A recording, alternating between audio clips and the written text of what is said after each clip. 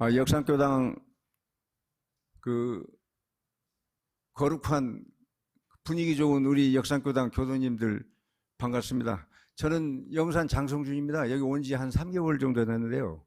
주로 저 지방에 포항, 광양을 거쳐서 공직 생활을 마치고 서울 본가로 이렇게 와가지고 우리 존경하는 우리 익타원 교감님을 뵙고 역삼교당에서 제가 마지막 그 신앙생활을 해야 되겠구나 하는 그런 결심을 하게 됐습니다.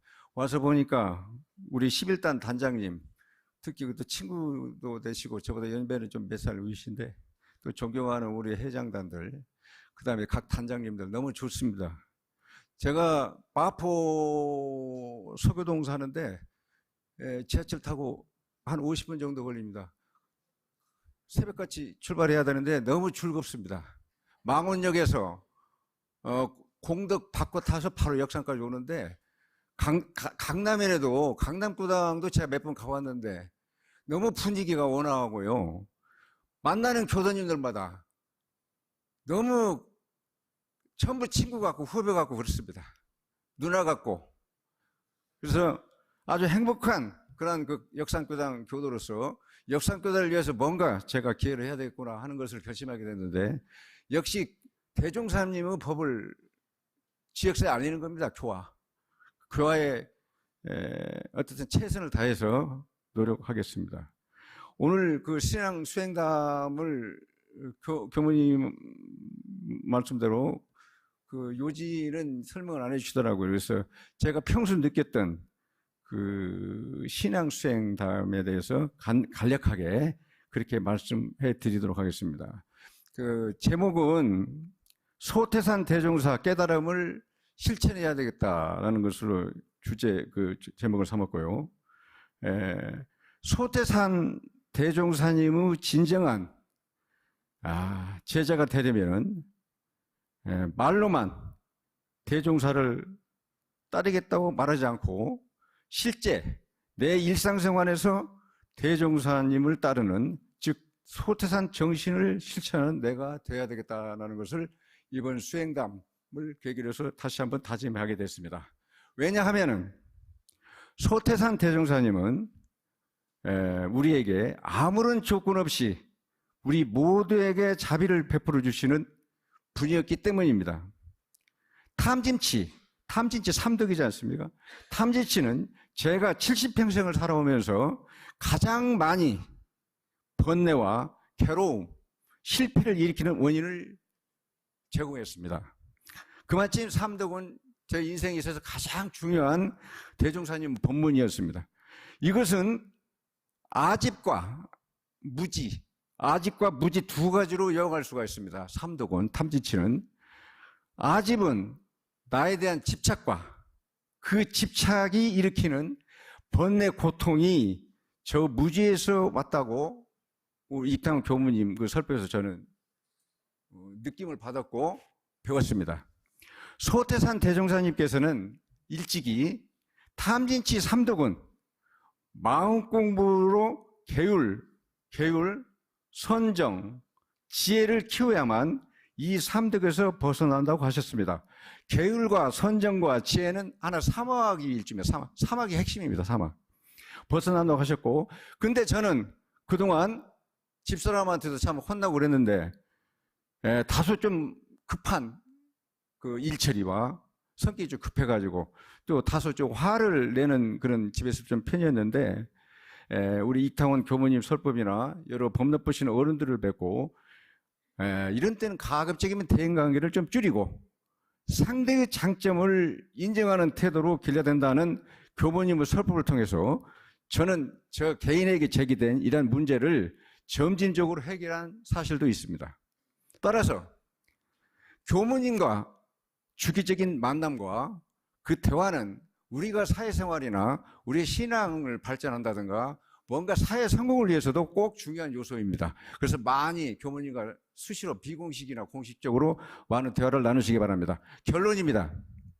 향후 제가 반드시 닦아야 할 3가지 수행은 개, 정해, 계율을 지켜 사막을 실천하는 것입니다. 소태산 대종상님과 약속한 대로 마음을 집중하고 통일하고 산란하지 않게 개정의 계율을 철저히 지키고 수행해서 내 주변에서 항상 사랑과 존경을 받는 제가 되도록 노력하겠습니다. 감사합니다.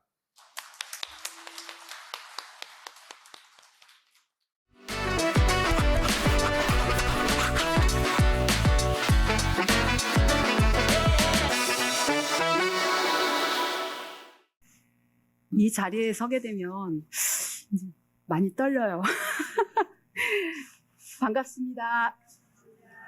21단 김자성입니다. 과거에 저 김자성은 어려움이 생길 때마다 많은 원망심을 가지고 살았습니다. 그렇지만 생활 속의 종교인 원불교를 만나다 보니 조금씩 마음 대조하는 공부를 하게 되었습니다. 저는 그래서 그 당시부터 일상 수행의 요법중, 특히 제5조 원망 생활을 감사 생활로 돌리자를 하루하루 대조하며 살아왔습니다. 그래서 오늘은 원망 생활을 감사 생활로 돌리자로 한 말씀 드리고자 합니다. 우리는 살다 보면 마음대로 안 되는 일이 참 많습니다. 그럴 때 습관처럼 나오는 게 바로 원망입니다. 왜 나한테만 이런 일이 생기지? 저 사람 때문에 스트레스 받는다. 이런 말들입니다. 하지만 원망은 문제를 해결해 주지 않습니다. 오히려 내 마음만 더 무겁게 만들고 관계도 나빠지고 결국은 나에게 손해가 됩니다. 예를 들면 제가 다닌 직장에서 일을 하다 보면 다른 직원들의 실수로 인해서 제가 거래처 또는 대표에게 질타를 받는 경우가 있습니다. 그럴 경우 상대를 원망하는 마음이 생깁니다.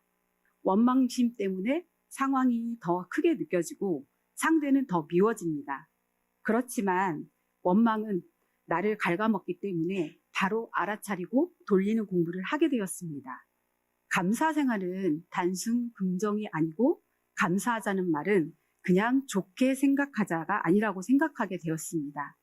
그리고 감사는 관점을 바꾸는 연습이라는 생각을 했습니다.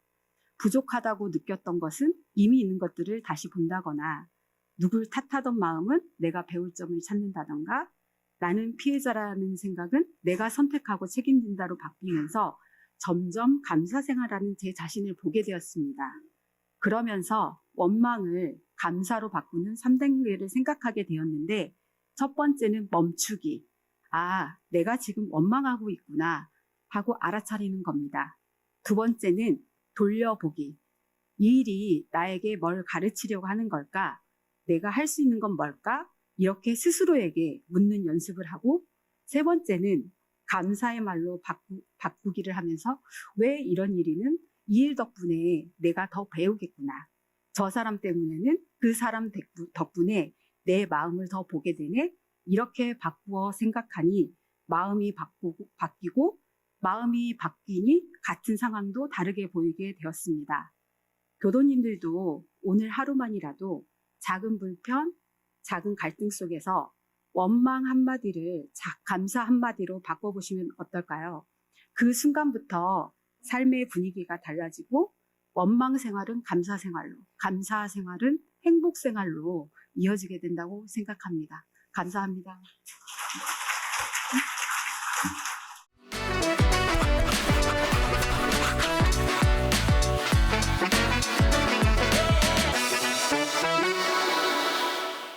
(12단) 단장 유은진 반갑습니다.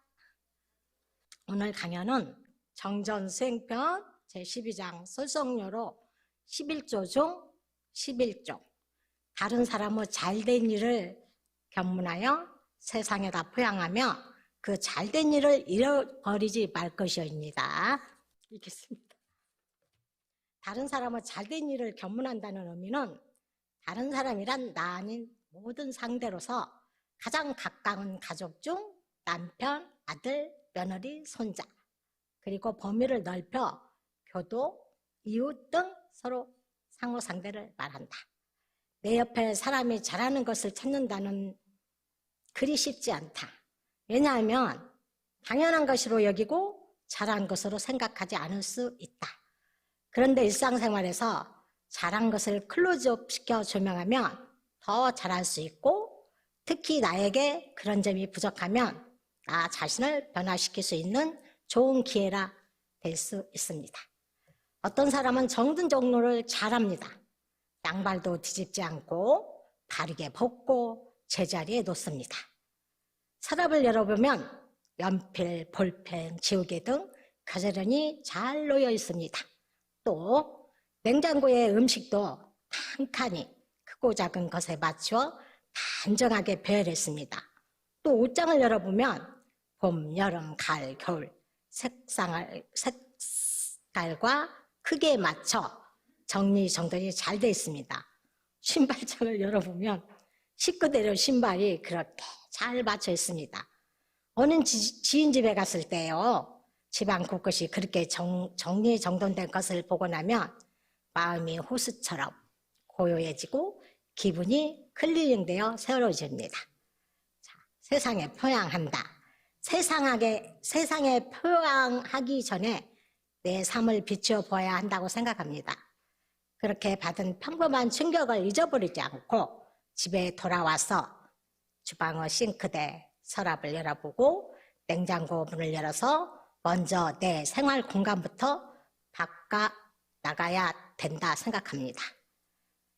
다른 사람은 잘될 일을 부끄러워하거나 칭찬을 할 수 있지만 나 자신에게도 인지시키고 가까운 가족, 동료, 지인에게도 널리 알리는 것을 세상에 잘 살게 하는 작은 실천이라 생각합니다. 요즘은 배움의 장이 다양합니다. 복지관, 동사무소의 수강 과목들, 노래교실, 라인댄스, 기타, 탁구, 요가, 또 요리, 육아, 수행, 수십 과목들이 사강되어 있습니다. 국가에서 지방자치단체에서 먼저 그 잘된 일을 견문하여 이런 사회교육 기관을 통해서 널리 알려서 포양합니다. 그 잘된 일을 잃어버리지 말 것이요. 그 잘된 일을 잃어버리지 않으려면 기분을 거울로 삼아야 합니다. 거울로 삼아야 한다 함은 내가 보는 것만으로 끝내면 나는 변화하지 않습니다. 내 옆에 거울이 있으면 나를 그 거울에 비추어 볼 수 있기 때문에 막연히 정리정돈하는 것보다 훨씬 실답게 잘할 수 있습니다. 내 옆에 평생 어느 한 면에서든지 잘하는 멘토가 있으면 나 자신을 비롯해서 가까운 가족, 친지에게 알리면 널리 그것이 세상에 포양하는 작은 실천의 길이고 더욱 잊어버리지 않는 사회적 발전이라 생각합니다. 진급하는 사람이 될 수 있다. 다른 사람이 잘한 것으로 만족하지 않고 내 삶 속에 끌어들여야 합니다. 그래서 매일 아침 거울 보듯 뜻 행할 때, 조금씩 변화할 때 나 자신도 진급할 수 있다는 것입니다. 다른 사람이 잘된 것을 지나치지 않고 잘 견문하여 세상에 포양하면 잊어버리지 않고 나 자신도 실천해야 한다는 것을 내적으로 강조하는 것이라 생각합니다. 그래서 개인이 진급하면 그 단체가 진급하고, 그 단체가 진급하면 그 사회와 국가가 진급하고 세상이 진급하는 것입니다. 이것이 대종사님이 추구하는 개인과 사회가 발전한 조용한 혁명이라 생각합니다. 자, 결론으로는요, 다른 사람이 잘하는 것을 지나쳐 버리지 말고 잘 관찰하여 나부터 익히고 가까이 있는 대로 알려 세상에 포양하여 알리며 그 잘된 일을 잃어보지 말고 실천하여야 나도 사회도 진급할 수 있는 솔선요론의 결론이라 생각합니다.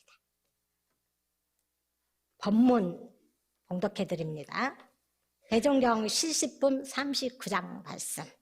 대종사 매양 신심 있고 선량한 제자에게는 조그마한 허물에도 꾸중을 더하시고, 신심 없고 착하지 못한 제자에게는 큰 해물에도 꾸중을 적게 하시며 조그마한 선행에도 칭찬을 많이 하시는지라.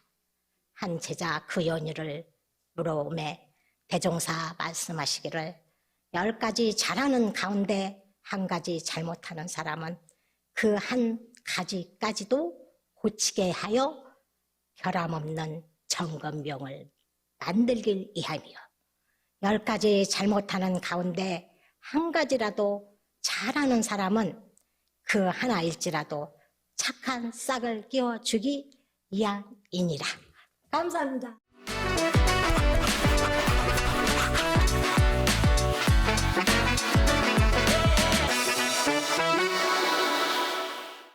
오늘 제가 말씀드리고자 하는 것은 젖비린내에서 노인네까지입니다. 제가 중학교 1학년 때 등굣길에 매일 아침 뵙는 선생님이 있으셨는데 시인 신석정 선생님이셨습니다. 그분이 저만 만나면 이 젖비린내야, 이 젖비린내야 해서 그때부터 제 별명이 젖비린내입니다. 중학교 1학년 아직 젖비린내가 나던 시절에 고수기신 송산 박동현님 손에 이끌려서 전주교당에 다니기 시작했습니다. 이 송사님은 제가 중학교 때부터 대학교 때까지 그 집에서 모시고 살았는데 화 한 번 내시는 것을 제가 본 적이 없어요. 그만큼 완전한 정신으로 취사를 하신 분이었습니다. 제가 복을 받은 거죠. 그때부터 원불교의 가르침, 특히 인연과 인과 보응의 법문을 들으며 제 인생의 바탕이 만들어졌습니다. 모든 일은 인연 따라 오고 인과 따라 맺어진다. 이 한마디가 제 삶의 중심이 되었습니다.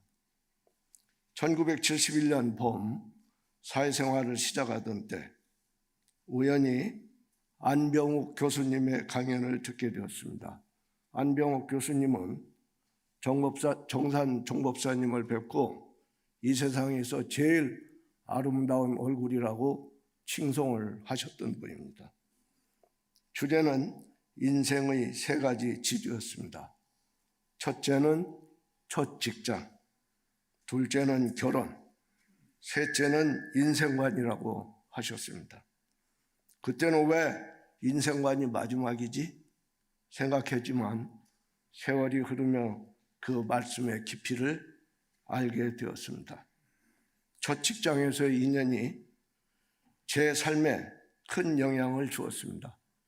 대한석유공사에 입사해서 많은 사람들과 부닥뜨리고 거기서 배운 것은 결국 사람과의 인연이 그리고 인과가 평생을 따라다닌다는 것이었습니다. 제가 지금까지 직장 생활을 하면서 되돌아보면 첫 직장에서 맺어진 인연이 평생을 따라다닌다는 것이었습니다. 두 번째는 결혼 생활 마찬가지입니다. 전생의 인연으로 만난 아내가 힘든 상황에서도 가정을 지키고 아들을 잘 키워준 것이 얼마나 잘 고마운지 모르겠습니다. 아내는 직장 동료의 소개로 1월 3일 날 만나서 4월 28일 날 결혼했습니다. 초고속으로 했죠. 전생의 인연이 아니면 그렇게 될 수가 없겠죠. 그래서 항상 고맙고 전생의 복을 크게 지은 것 같아서 여러 가지로 여튼 고맙습니다. 돌이켜보면 제 삶의 굴곡마다 인연과 인과가 작용하지 않은 때가 없었습니다. 대종경 인과품 말씀처럼 식물은 뿌리를 땅에 박고 삶으로 그 씨나 뿌리가 땅속에 심어지면 시절의 인연에 따라 싹이 트고 자라나며 동물들은 하늘에 뿌리를 박고 삶으로 마음 한 번 가지고 몸 한 번 행동하고 말 한 번 한 것이라도 그 어빈이 허공법계에 심어져서 제각기 선악의 연을 따라 지은 대로 과보가 나타난다고 하셨습니다. 참여문에서도 선행자는 후일에 상생의 과보를 받고 악행자는 후일에 상극의 과보를 받는다고 말씀해 주셨습니다. 그 씨앗이 선한 것이면 상생으로, 악한 것이면 상극으로 돌아온다는 것을 몸으로 느끼며 살아왔습니다. 그래서 저는 실생활에서 남의 흉을 보지 않기, 이건 잘 지키고 있습니다. 내 공적에 대한 보상을 바라지 않기, 이건 반절쯤 지키는 것 같습니다. 남이 내 칭찬을 하면 우쭐해집니다. 이게 아직 제대로 익지를 않은 것 같습니다. 감사하며 살기, 이건 가까운 사이에서는 감사한 줄을 모르고 지날 때가 많아서 노력을 많이 하고 있습니다. 이 세 가지를 마음에 새기고 있습니다. 제가 2001년 멕시코 마데로 현장에 급파되었을 때 일입니다.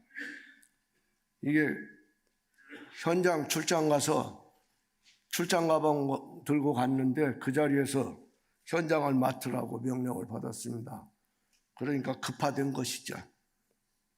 공사가 지연되고 직원들은 지쳐있고 발주처는 공사 진행을 막아서고 전혀 도와주질 않아서 공사 자체가 막다른 상황이었습니다.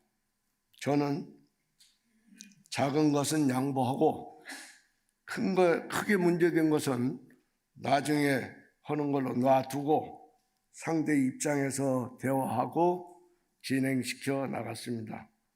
그랬더니 현장 분위기가 바뀌고 발주처도 나와 상대되는 카운터파트를 바꿔주어서 우리들 의견에 긍정적으로 모든 걸 받아주는 사람이 되어서 공정률이 올라가기 시작하니까 저희들 직원들 분위기도 좋아지고 상승되어서 손실을 많이 줄여 공사를 마무리할 수 있었습니다. 그때 깨달았습니다. 상생의 씨앗을 심으면 언젠가 반드시 화답하는 열매가 달린다는 것을 체험했습니다. 하지만 공사를 마치고 본사로 돌아와서 근무한 지 6개월 되던 때 갑자기 퇴직 통보를 받았습니다. 그 어려운 일을 내 나름대로는 잘 처리하고 왔는데 대접이 이런가 하는 생각에 분하고 억울했습니다. 여러분들 같으면 어떻겠습니까? 그러나 인과를 마음에 새기고 다스렸습니다. 지금 당장 보상이 안 되어도 뒤에는 언제까지가는 큰 보상을 받으리라는 그 믿음 덕택에 조용히 회사를 나오고 뒤에 오는 동료들에게 내 자리를 마음 편하게 물려줄 수 있었습니다. 물론 아직도 부족한 점이 많습니다. 가족에게 마음을 다스리지 못하고 화를 내고 후회를 할 때도 많습니다. 그래도 조금씩 나아지고 있는 편입니다. 예전 같으면 크게 화를 냈을 일도 이제는 조용히 미소로 넘길 때가 많아졌습니다. 이 모든 게 다 원불교 수행 덕분입니다. 매일 아침 짧은 시간이라도 좌선을 계속하며 마음을 가다듬고 자기 전에 하루를 되돌아보는 시간을 갖고 있습니다. 그 시간이 쌓여서 큰 힘이 됩니다. 아직 불생불멸의 진리를 완전히 체득하지 못했지만 재생명리에 흔들리지 않으려고 마음 공부를 이어가고 있습니다. 정산종사 법어 응기편에 천지의 우로가 있건만은 그 우로를 이용하여 농사를 짓는 사람이 복을 더 받는 것 같이 세상에 좋은 법이 있건만은 그 법을 잘 이용하여 복을 짓는 사람이 복을 더 받나니라고 하셨습니다. 좋은 법을 잘 실천해서 빗물이 또랑으로 헛되이 흘러가지 않도록 하겠습니다. 여러분 하시는 일마다 막힘없이 진척되길 축원합니다. 고맙습니다.